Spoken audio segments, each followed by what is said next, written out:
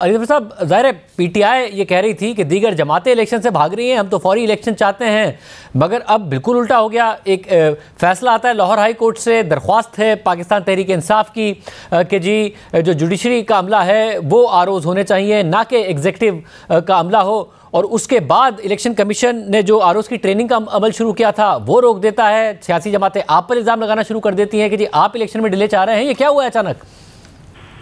जी देखिए, आपका तासुर जो है या आपका जो इम्प्रेशन है कुछ हद तक तो दुरुस्त है। इम्प्रेशन तो यही जा रहा था, लेकिन इसको जरा थोड़ा सा इस तरह देखिए कि एक तरफ हमारा मौक़िफ़ ये है कि हम चाहते हैं कि इलेक्शन फ्री एंड फेयर हों और हम चाहते हैं कि आरओज़ जो हैं वो जुडिशरी की साइड से हों।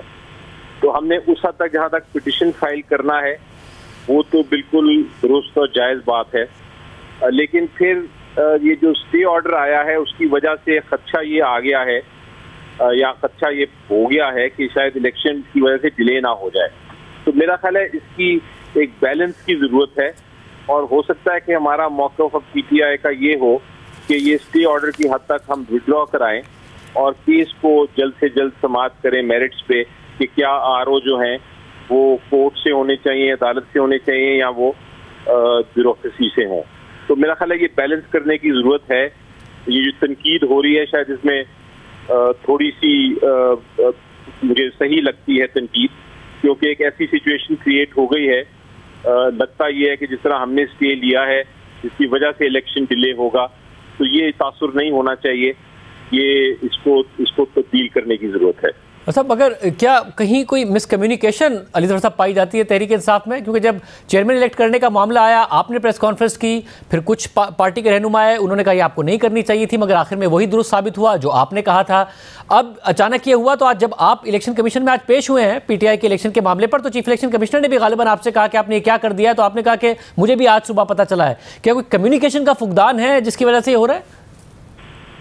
जी मेरा ख्याल है कि अब ये आप जो कह रहे हैं इलेक्शन कमीशन का, तो सही दुरुस्त बात है। वहाँ मुझे ये पूछा और मैंने यही कहा, लेकिन और मुझे फ्रैंकली ये नहीं ख्याल था कि कोई स्टे ऑर्डर लेने की कोशिश हो रही है।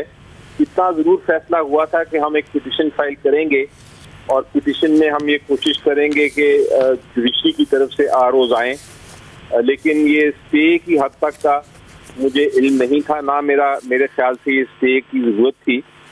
बहरहाल अब हो गया है स्टे, तो इसको विड्रॉ करने की ज़रूरत है और ये शायद हो सकता है थोड़ी सी मिसकम्युनिकेशन भी हो, लेकिन इस हद तक फैसला तो हुआ था कि हमने आरओ को ये चैलेंज करना है और कहना है, रिक्वेस्ट करनी है कि जुडिशरी की तरफ से आरओज़ आएँ। मतलब और मुझे साथ में भी बताइएगा कि अब हुआ ये है अली साहब के 2013 के इलेक्शन होते हैं तो वो जुडिशरी की तरफ से आरोज़ थे, इमरान खान साहब ने कबूल नहीं किए, उन्हें सबसे कंट्रोवर्शियल इलेक्शन कहा, सड़कों पर आए, इफ्तिखार चौधरी के ऊपर इल्ज़ाम लगाया। 2018 के इलेक्शन हुए तो वो पीडीएम ने कबूल नहीं किए, उन्होंने इल्ज़ाम लगाया और आरटीएस बैठने का इल्ज़ाम लगाया। तो अब जुडिशरी तो कंट्रोवर्शियल ही होती रही है। अब अगर आरोज़ आ भी जाते हैं अदालत से और आपको इलेक्शन नहीं कबूल होते तो चीफ जस्टिस तो जैसे काजी फाइज ईसा हैं, इमरान खान साहब कबूल कर लेंगे जब उन्होंने इफ्तिखार चौधरी पर इतने शदीद इल्ज़ाम लगाए थे? जी मेरा ख्याल है वक्त आ गया है कि हम इलेक्शंस के रिजल्ट्स को कबूल करना सीखें और मेरा ख्याल है कि मैं तो हर पॉलिटिकल पार्टी को सजेस्ट करूंगा कि ठीक है, हम चाहते हैं कि आरओज़ जुडिशरी से हों।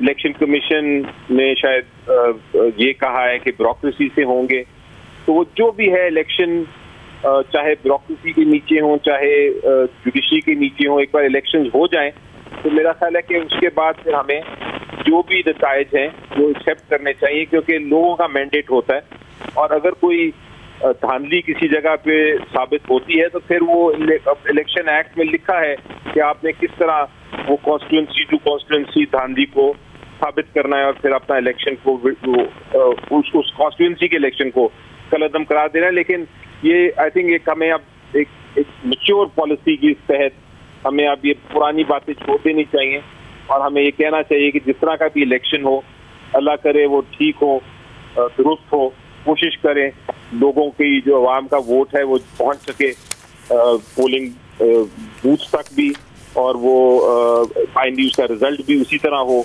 जो उनकी ख्वाहिशात हैं, और फिर हुकूमत बने और हम आगे तरक्की करें मुल्क की।